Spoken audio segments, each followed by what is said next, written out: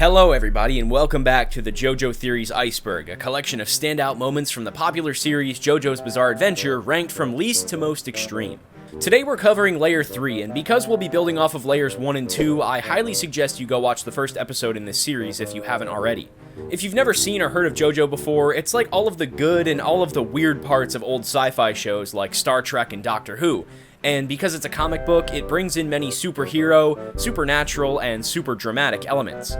These are all reasons why I love the show so much, but it honestly boils down to the sheer amount of detail that's present on every page of the manga. They'd be better off adapting some of the later parts to live action. I mean, at this point, the manga just looks like black and white photos with the characters drawn on top of them. If you're new to the channel and you like what you see, consider subscribing so you can watch my other videos after this one. And now, full steam ahead into Layer 3, Speed Reader. Up first, Johnny Joestar is a saint. That's right, we're diving into the alternate universe for our first theory. Johnny Joestar is the paraplegic horse jockey that serves as the protagonist of Part 7. In Chapter 21 of JoJolion, Josuke encounters an old man who reveals not only the legend of the mysterious ginkgo tree leaves, but just what happened to Johnny after the events of the legendary Steel Ball Run. Although he relinquishes control of the Holy Corpse, he maintains some kind of national status due to his talent, his standability tusk, and his personal involvement with the death of President Funny Valentine. He eventually marries Rina Higashikata, and the two have a son together, living peacefully on an American ranch. That is, until Rina comes down with an incurable illness, and apart from relocating the family to her hometown of Morio, Johnny decides to steal the corpse and try to use its power to heal her. But while the Holy Corpse attracts fortune and prosperity, it repels misfortune and disparity, to the point where bullet wounds actually move across Johnny's body and away from where Valentine is using it at the end of Part 7. So Johnny Joestar is totally aware of the risks involved with stealing the corpse and hauling it halfway across the world, yet in his ignorance, still asks that his wife be healed and the disease be moved to literally any other person. But when the corpse chooses his son, Johnny finally decides to impart the disease on himself, and then his head gets smashed by a boulder. Yeah, there's already a lot going on in this theory, so let's first look at two definitions of saints to cross-reference whether Johnny qualifies as one or not. In the real world, sainthood is like a special status for members of the Catholic Church, reserved for those who closely followed God and dedicated their lives to the betterment of their communities. If Johnny were to become a saint in the real world, he would have to die and possibly wait up to 5 years before the process could even begin.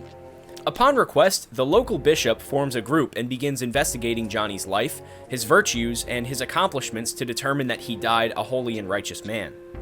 This evidence is then passed on to 9 different theologians, then to a panel of bishops and cardinals, and finally to the Pope, who must all agree in order for Johnny to receive the title of Venerable.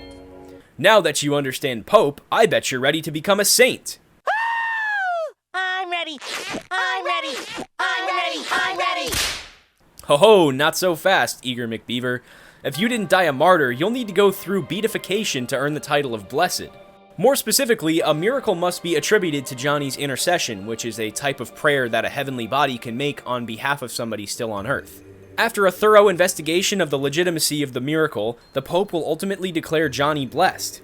The final step is canonization, where the same investigation is carried out on a second miracle. That's right, martyr, you're not getting out of it this time. If the investigation comes back and there's sufficient evidence, then and only then will Johnny officially earn the title of saint. As for the in-universe requirement, all we really have to go off of is what Gyro Zappelli says, that to become a saint, one must perform 2 miracles from beyond the grave. It's unclear if this is just Gyro talking out of his ass, but because he served such an important role in the Italian noble class, I assume he knows what he's talking about. And if you've seen my series on the Egyptian glory gods, you'll know Araki takes some artistic liberties when adapting religion into his stories, so we'll just roll with the available information and fill in the gaps as we go. Well, first of all, there isn't a pope or even a Catholic church really established in the alternate universe, so let's start with the Iceberg's argument for Johnny's sainthood, which points out 2 different miracles that would legitimize his status. Although it is technically the work of Tusk and the Infinite Spin, Johnny still heals his wife and son, and since 99.999% of the world, including the Catholic Church, probably would deem it unexplainable, I'm willing to call it a miracle. The only problem is that Johnny isn't dead, and even if he was, the miracle wouldn't necessarily be attributed to him. Let me explain. Apart from facilitating miracles, saints also exist to provide wisdom and teachings to those who seek it. By transferring the illness from Rina to George, I think the corpse is telling Johnny that if it wasn't his own wife, it would be somebody else's wife, or son, or best friend, and abusing a divine gift to alter fate is selfish, only resulting in more death and destruction. And because Johnny's prayer is ultimately answered, I could see a case being made that the miracle should be attributed to the intercession of the Holy Corpse, and not to the earthly body making the request and ultimately taking action. Alright, I've made a pretty big mess of this one, so let's look at the second miracle that the Iceberg points out, that Johnny created It's pronounced Lefui, but I'm just gonna call it Lefai, because screw you, I don't care. After Johnny cures his son, he's thrust onto a pile of ginkgo tree leaves that instantaneously transport a boulder onto his head. The old man telling the story credits this moment as the first appearance of this phenomenon, implying that the creation of the stand behind it, Lefai, is in some way connected to Johnny's death. But we run into a wall once again, since we are never explicitly told the origins of this stand. We're shown an interaction between the leaves and Johnny's hand, but it's unclear if he was creating Lefai or just activating it. Yeah, Johnny gets this shining effect on him too, but it's the same effect we see on other characters who contract the rock illness, including white spikes, some lines, and even a shimmering sound effect. Or maybe it was all a stroke of bad luck, like how Yoshikage Kira was just in the wrong place and accidentally got his head crushed by an ambulance. But that's when it hit me, maybe Johnny's death is exactly like Kira's death. Throughout all of my videos on this series, there have been a few ideas that repeatedly show up, but never make it into a final script, and one of them is the idea that if you attempt to cheat fate, it won't be long before you're 6 feet under. Characters like Kira, Pucci, Diavolo, and Johnny Joestar have seemingly been punished for breaking the rules, but unlike the villains on that list, Johnny realizes his mistake and dies a holy and righteous man, and more importantly, he dies a martyr. Well, I hope you've all been paying attention because this is the first solid piece of evidence we have. Our friend Johnny is now classified as blessed, according to me. That means if we can confirm one more miracle due to his intercession, he's a saint. But before we explore the final piece of this theory, I have a bit of a confession to make. I'm not the JoJo expert that you think I am. This video, like all of my videos, took longer to make than I was expecting, but the Johnny Joestar Saint theory specifically is to blame this time. Up until now, I wasn't finished with JoJolian, which not only paints me as a fraud, but was preventing me from seeing the bigger picture. I looked up and down, all over, and although I found some small shreds of evidence, the focus of JoJolian just kept shifting to bigger and better things, and Johnny's sacrifice became less of a cause and more of a result of the larger forces affecting Morio, the Joestars, and the Higashikatas. While JoJolian is a story about breaking a curse, I think it's more about breaking the perception of a curse. People like Norisuke Higashikata knew not to tamper with these forces, opting to stick with tradition instead of relying on something new. To him, the curse was necessary to counteract the blessings that Morio has bestowed upon their family for generations. The land is what moved the corpse parts during Steel Ball Run, not the other way around, and the rock humans, rock disease, and ginkgo tree leaves are all natural phenomena that have resulted from the literal peaks and valleys in the natural order. The same is true for the new Lokakaka, a hybrid that combines the equivalent exchange powers of both Morio's walleyes and the original Lokakaka from Papua New Guinea. We see over and over how there are not only forces, but entire societies acting beyond our knowledge, and colliding with them is more often detrimental than beneficial. I mean, the Lokakaka itself is literally a parallel to the fruit of knowledge from the Garden of Eden, something like a fig that bestows unspeakable gifts to those who partake. And just like the story of Genesis, those who go against the creator, the natural order, or as Toru puts it, the flow, will only be met with calamity. I think the mystery of the ginkgo tree leaves is a result of the universe self-correcting after a minor setback, the same thing that happens at the end of Part 6, might I add. Which brings us right back to Johnny. I think it's impossible to call him a saint, since Araki pretty much establishes his own biblical canon. I mean, I think it's okay to assume the Holy Corpse is Jesus, the balance of the universe is kept in check by some kind of god or larger force, and as mentioned before, the Lokakaka may have been the original fruit from the Garden of Eden. The only thing that isn't explained is the Joestar factor, how both Johnny and Josuke can go beyond the bounds of reality by combining the infinite spin with their stands, and how the wider series protagonists are cursed with fighting a new evil every generation. But Araki could never give us an answer to this, because it defeats one of the series' pillar concepts, that there are just some things you can never understand, and you're honestly better off not knowing. This one gets an S tier. This is what makes JoJo so good. Let me know if I'm completely wrong, by the way, or let me know what you'd like to see me analyze in a solo video. Next, let's go back to that idea that you can be punished for cheating fate, which actually fits into the stuff that I just talked about. Pucci lost because he cheated fate. At the end of Part 6, Stone Ocean, Pucci finally completes the Heaven Plan and is able to create a new universe where everyone is aware of their fate. But the thing is, he doesn't complete the Heaven Plan and he ultimately loses because of it. Yes, Pucci was a fool to believe he could conquer fate, but I think we're forgetting that he didn't complete the Heaven Plan the way Dio had envisioned. Dio specifically wanted to wait for the new moon for the optimal gravitational advantage, the perfect scenario to use Made in Heaven, but Pucci used his aerospace engineering knowledge to approximate that scenario a few days early. This has led some to believe that Pucci was not only arrogant in the face of the natural laws of the universe, but he actually would have gotten away with it if he had just followed the plan. It gives Dio a little more credit, like, he would have gotten this right, man. You can never be him. It also validates Pucci's belief that there are only a select few destined for the new world, and everyone else exists to push you through to the other side. Except instead of humanity helping Pucci achieve his goal, it's the years of war between the Joestars and their adversaries that eventually push Emporio across the finish line. I'm putting this one in A tier. I'm also including the other characters in this one too, like Diavolo and Kira. JoJo rule number 1. Don't mess with fate, yo. Giorno is a Dhampir.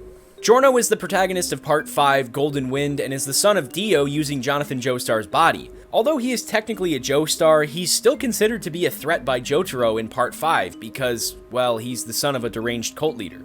The circumstances of Giorno's birth has led many to question if he has inherited any vampirism from Dio, and just how the entire thing works in JoJo's universe.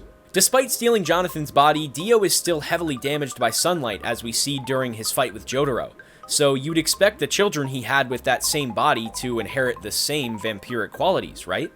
The term Dhampir comes from the Balkans, a collection of southeastern European countries notable for being located between some of the greatest Eastern European and Mediterranean countries. I mean, you got Turkey over here, Greece over here, Italy just across the water. Remember this when your snarky cousin asks you to point out Ukraine on a map, by the way. This kind of folklore is perfect for JoJo, especially stuff from parts 1 and 2, but it's simply not the way that vampirism, or most abilities for that matter, work in the series. Putting on the mask unlocks a cursed ability that already lives within us, the same way that the stand arrow gives form to a spirit that has always been there. With that being said, I think Giorno has at least a hair of vampire influence, but instead of special powers, I think it shows in his character. While Dhampirs are often characterized by their insatiable hunger for blood, others use their supernatural abilities to stamp out any scent of evil or danger.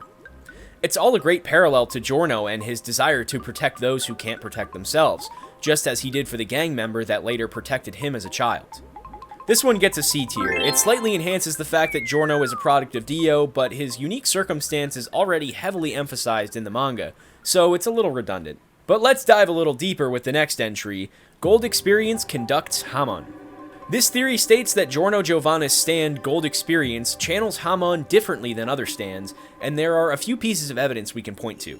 While visible colors aren't included in the original manga, Araki still makes extremely intentional design choices when naming or adapting parts of the series. I mean, a ton of the first stands that we see are literally just a color and a thing, like Hermit Purple, which, apart from conducting precious golden Hamon through its vines, dons the secondary color of Golden Experience and the primary color of Giorno.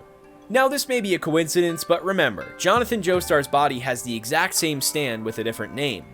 What really sells this theory for a lot of people, though, is that Gold Experience directly manipulates life force energy, something that is closely related to the solar energy that makes up Hamon.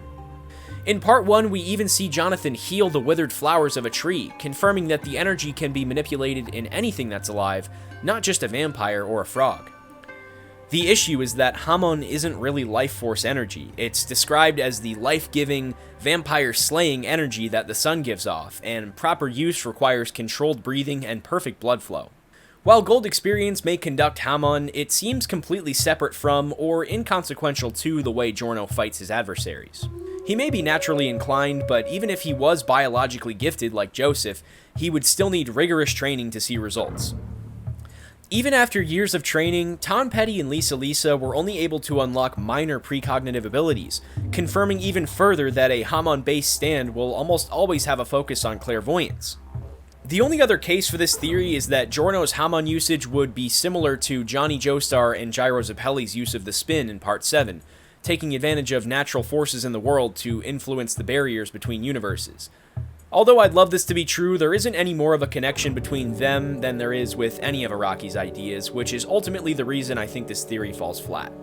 It's just another case of Jonathan Joestar being Star Platinum, where similar themes and design choices just naturally appear all over the series. And while this doesn't clear up every question about Giorno and Hamon, it allows us to better see the influences and changes in the ideas over time. One of my favorite things to cover on this channel.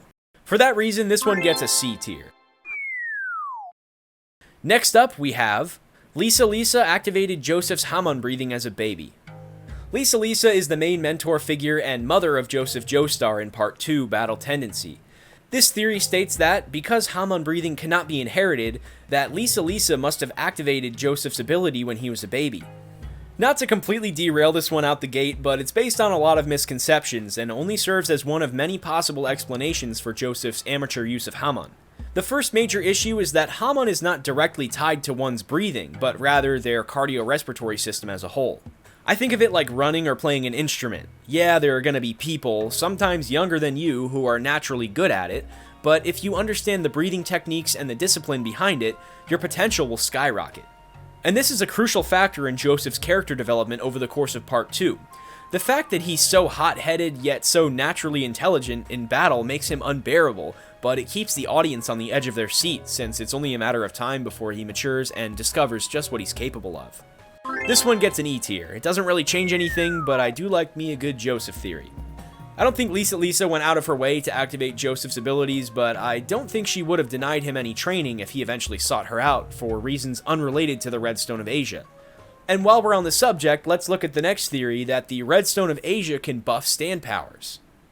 Throughout the series, we've seen plenty of methods one can use to buff their stand abilities. I mean, you can train, you can stab yourself or your stand with an arrow to gain additional powers, you can create a homunculus baby out of 36 souls and then fuse with it, and of course we have things like Hamon and Spin, which when combined with stands, can lead to some insane outcomes.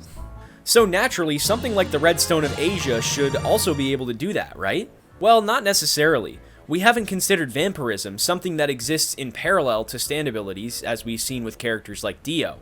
Flesh buds, anti-aging, mind control, freezing powers, yeah, I bet you forgot about that unless you've been working on your All-Star Battle Arc combos. They're all unrelated to Dio's stand ability. Considering the Redstone of Asia and the Pillarmen also transmit their powers through the Stone Mask, would the same principle apply? Or in the same way that it granted Kars the ability to control his body and the energy that flows through it, would the Redstone improve the basis or the potential of a stand user? Or is it completely up to chance, like how the rock humans can have stands at all levels of bodily integration? Anything from Dr. Wu, who is just Sandman, to Toru, who has a more classic approach to stand design. This one is a little tough to call, but I think even if it doesn't directly improve the power of a stand, the Redstone of Asia would definitely do something. B tier, this one's cool. Okay, let's shift gears. Next up, we have a threefer. Jotaro, Josuke, and Giorno were bullied because they were mixed race. Let's start with Giorno, since his situation is a little different than the other two. This theory implies that, because Italy is such a culturally dense area, that Giorno may have been bullied for his half-Japanese ethnicity. Now, there isn't any explicit mention of this fact, but Giorno did face a large amount of bullying as a kid, leading him down a pretty dark path in his early childhood. Unfortunately, even in 2024, there are still people who bully others based on their race, and in the 90s, it was definitely more prevalent. Even if Giorno wasn't initially targeted for his race, it would have definitely become a point of leverage sooner or later, assuming the bullies knew or could tell that he wasn't fully Italian. But Golden Wind is a story about overcoming those trials and giving back to the world in a meaningful, tangible way. Giorno was supposed to grow up like Dio, vindictive and cruel, but he goes in the complete opposite direction, walking away with a stand ability. Now, Jotaro and Josuke may have had a better upbringing, but they're not as lucky when it comes to racial discrimination. The original name of this theory was Jotaro and Josuke were bullied for being hafu, a term that carries a lot of weight in Japanese society. As we've discussed on this channel before, Japan, for a wide variety of reasons, has become one of the most culturally homogenous societies on Earth, spending a large part of their history closed off from the rest of the world. Even into the 1980s, less than 1% of the population was non-Japanese, and that number has only risen to about 2.3% in 40 years. And of that 2.3%, over 70% is made up of Chinese, Korean, Vietnamese, or Filipino people. And because of how important the culture is to Japan as a nation, many Hafu people have come out to state that yes, there is a wider push against half-Japanese people, or no, that it's no different than the normal bullying a person will experience in school, at work, or anywhere else. For reference, by the way, in that same 40-year span, the United States went from 80% to 57.8% white, 11.5% to 12.4% black, 6.5% to 18.7% Latino, and 1.8% to 6% Asian. Jotaro and Josuke both lived during the 80s and 90s, where, once again, I think this kind of bullying would have been more prevalent. But unlike Giorno, we don't get to see it play out in any kind of flashback sequence. Both characters have a really short temper anyway, though, so I doubt they would let somebody get away with picking on them, especially once they got out of elementary school. Another theory states that Josuke was bullied because he was a bastard, and again, while there's no explicit evidence, this is something Josuke would be more likely to become upset over. In fact, the reason he gets so upset over his hair is because it's modeled after the only real hero in his life. What, you think he was gonna copy his grandpa's hair? Jotaro and Josuke bullied for being Hafu gets a C tier, Giorno bullied for being half Japanese gets a D tier, and Josuke bullied for being a bastard gets C tier. None of these really change anything, but they're interesting. And while we're on the subject of young Joestars, let's look at the next entry, that Jotaro made up his stand cry as a child. On the way to Cairo in Part 3, Polnareff is split off from the group and forced to fight Alessi, a creepy servant of Dio with the power to rapidly DH his opponents. I did an entire video on this guy, but didn't really focus on how Jotaro fits into the equation. There's that awesome moment where Polnareff is like, whoa, even as a kid Jotaro was a badass, but this has caused some to overlook the fact that he says his trademark aura aura too. There's two things wrong with this theory, unfortunately, and the first is that Sethin's de-aging ability doesn't happen in an instant. It takes at least a few minutes to completely change his opponent's psyche. What I'm saying is that it's entirely possible Jotaro came up with this catchphrase later in life. The other obvious issue is that every protagonist says aura aura. I mean, how can you explain Johnny and both Josuke's knowing this phrase instinctually? This one gets an E tier because I'm feeling generous. Josefumi is Joseph's grandson. Over the course of JoJolion, we see the story of the Joestar lineage play out in a similar way to the original continuity. Johnny sacrifices himself at a young age and has a son named George. George has a family with Elizabeth, who gives birth to Joseph Joestar, who then marries Susie Q. The differences start with Joseph's children. Instead of just Holly, he has Barbara Ann, explaining the origins of almost every alternate universe Joestar except for Josefumi. I think it's pretty clear that Josefumi is alternate universe Josuke and Kira is alternate universe Jotaro. I'm not saying there has to be a counterpart for every character, but there's a lot backing up these facts. Specifically, both Josuke and Josefumi have similar hair and accessories, they grew up with single mothers, and they both experienced a life-saving service from somebody they grew to admire. We also find that he was named after the engraving on one of Joseph Joestar's Geta sandals, but I somewhat doubt this.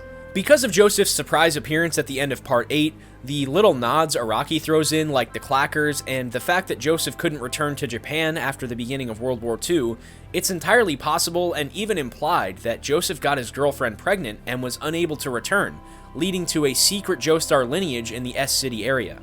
It's so heavily implied, in fact, that for a few minutes I was even debating calling this one a theory. But Luke, I hear you typing, in the January 2023 reprints of JoJolion, they removed Josefumi's birthmark. I'd like to answer this with some people just don't inherit it, because it seems to be true, but I think you got me.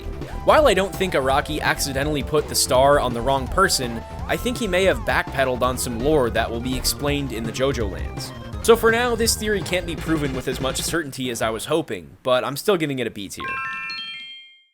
Next. Pucci was one of the 9 men and women at Dio's mansion.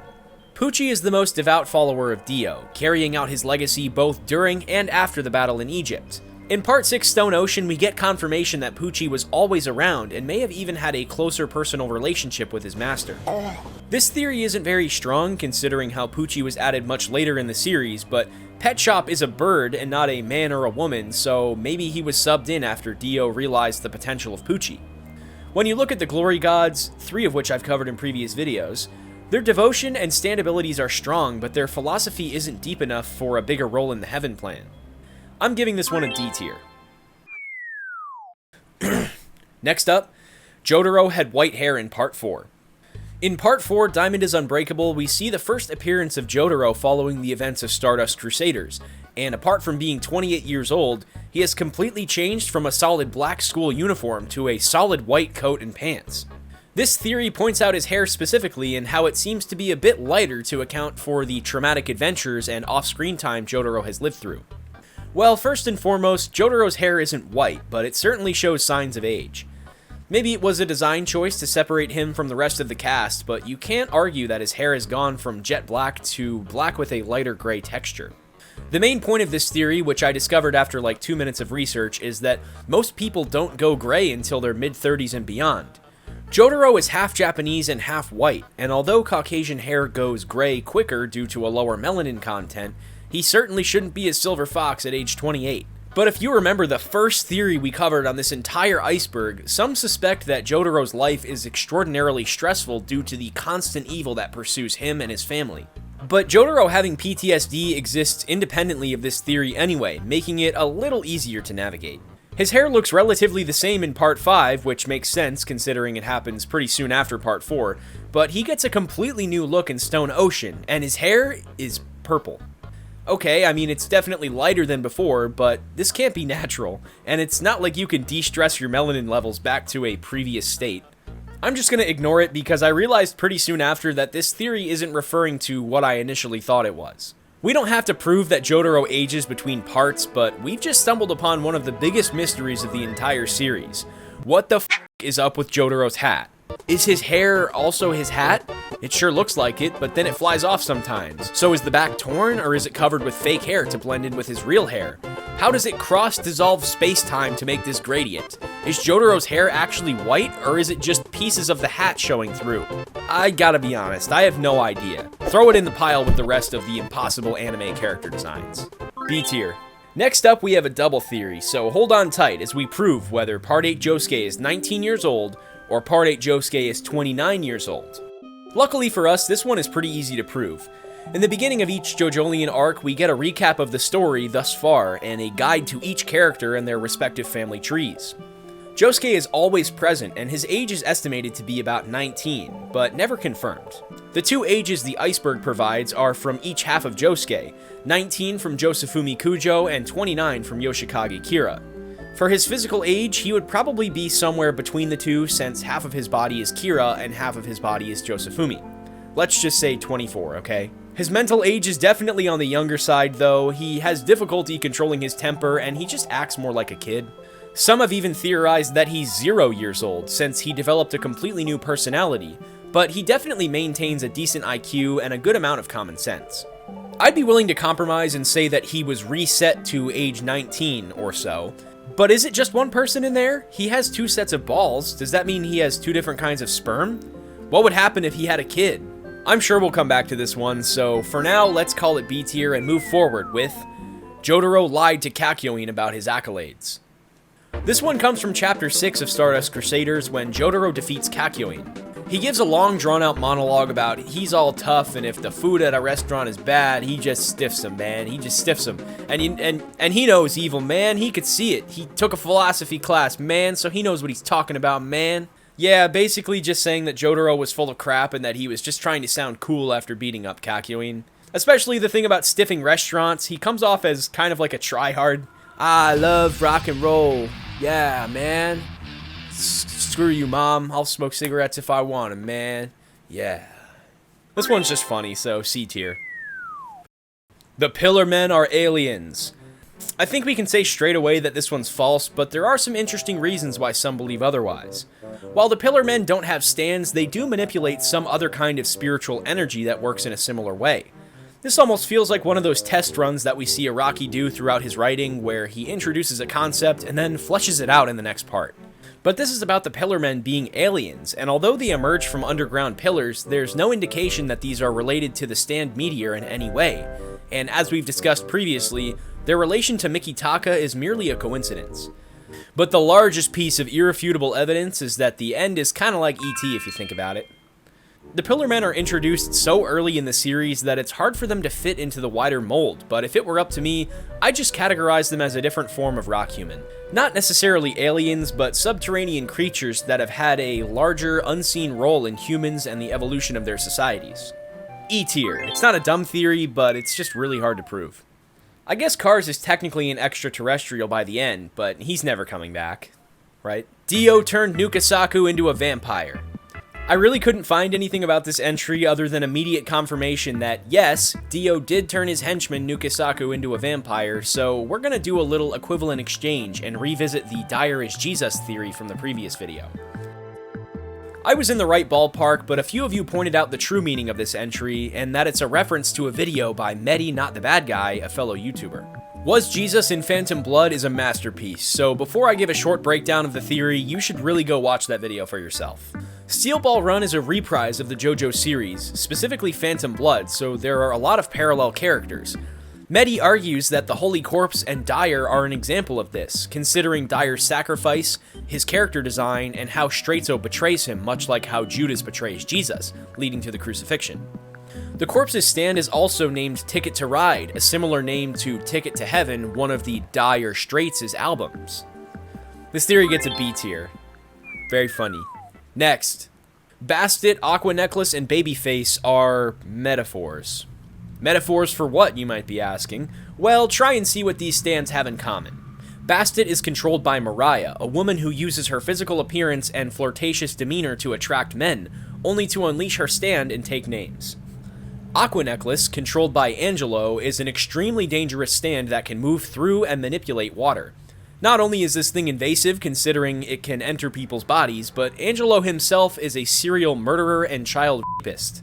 And Babyface, controlled by Malone, is a stand that can impregnate a human female to produce a secondary stand with both predetermined and random traits. If the junior is not raised properly, it can become out of control.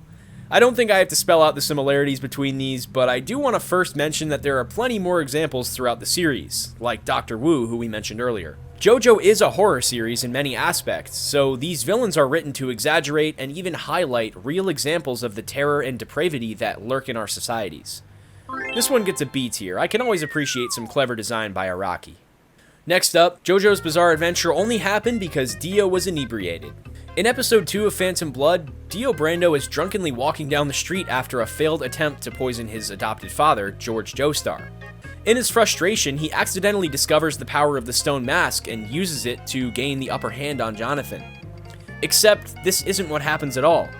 It seems like a lot of people, including myself, have failed to realize just how different the anime adaptation of Part 1 is from the original manga.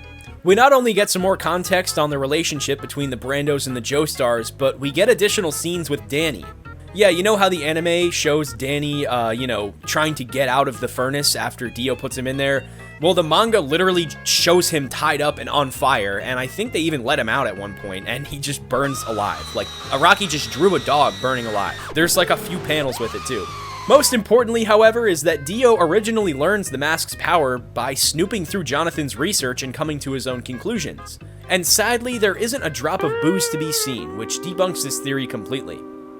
And although I realize it's a joke, we've talked about fate before, and it seems like someone as important as Dio would have fulfilled his destiny in a variety of different circumstances. F tier. Actually, no, E tier. Giorno reminds Abbacchio of his partner. Abbacchio is a supporting character from Part 5 Golden Wind, and a member of Passione alongside Giorno. The two don't get along very well, and over time you begin to see how Abbacchio resents Giorno's seemingly blind optimism. But it isn't until chapter 111 that he meets up with the ghost of his former partner from his time in the police force.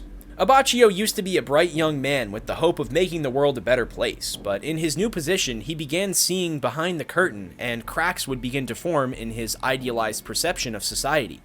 Police and criminals often worked together for mutual benefit, and even if the bad guy gets caught, he could just get a crooked lawyer to avoid prison time.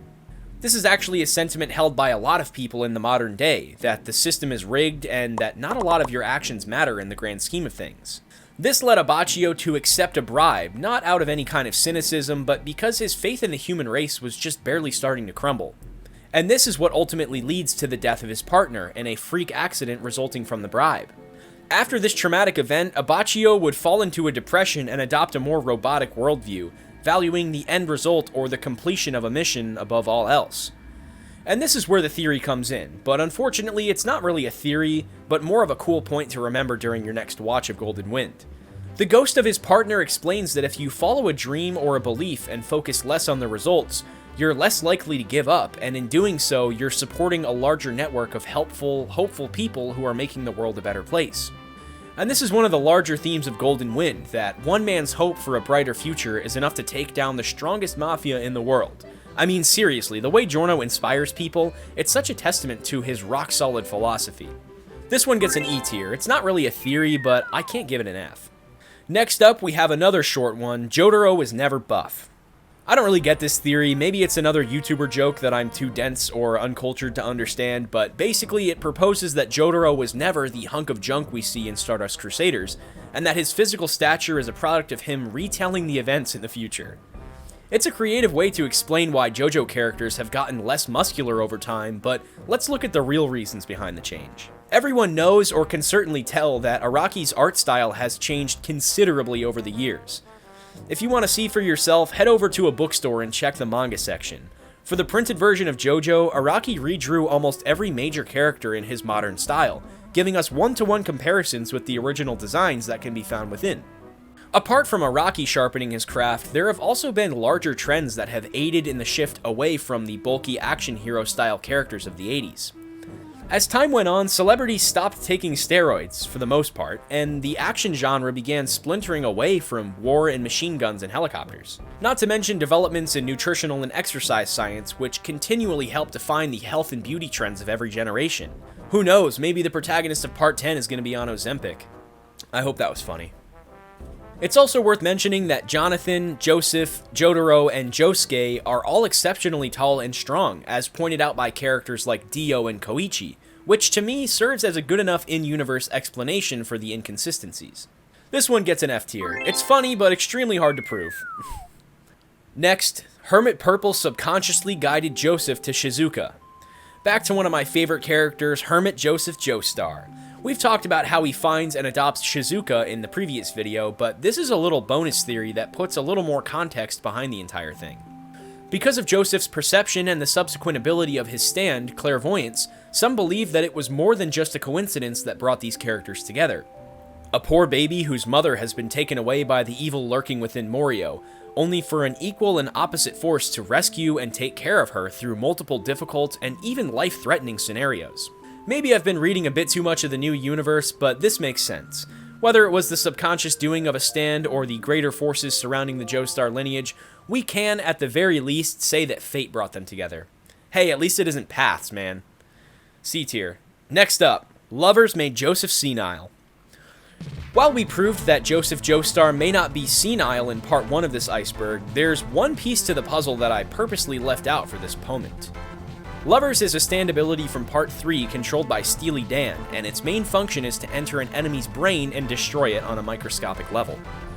Assuming Joseph starts going senile shortly after the events of Stardust Crusaders, and considering how much internal damage was caused by Steely Dan and Lovers, this theory connects the two.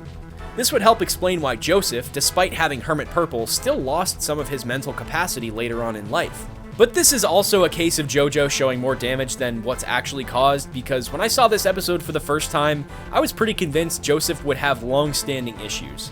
But the only issue is that none of this is confirmed, so it has to remain a headcanon theory. D tier.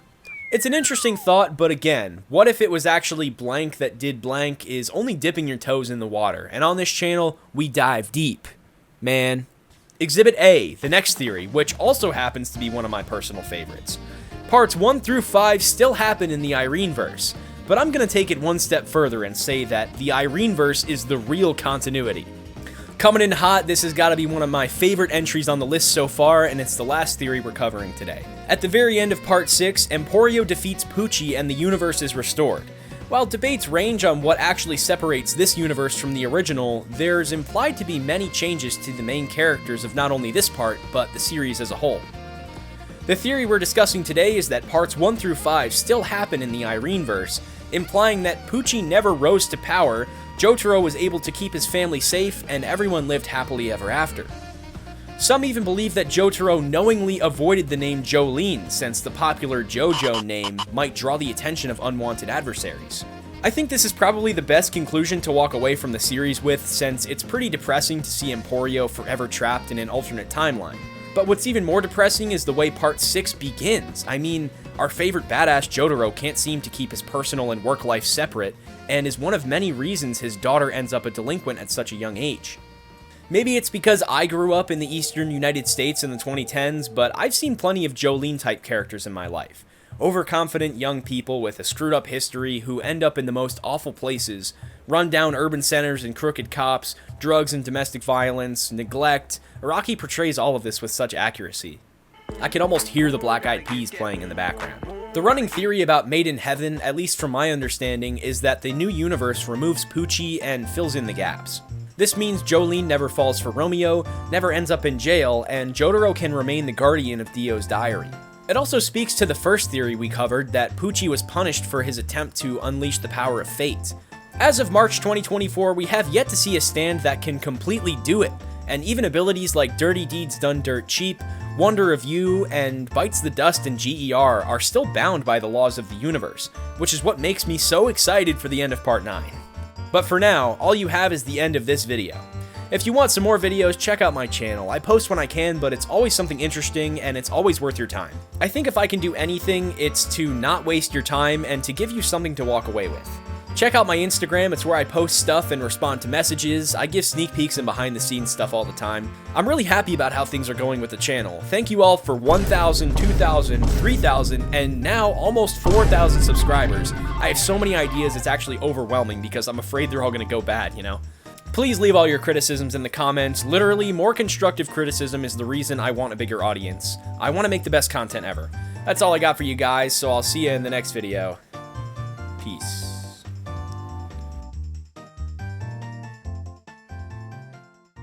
Next time on Luke Wilson TV. Okay.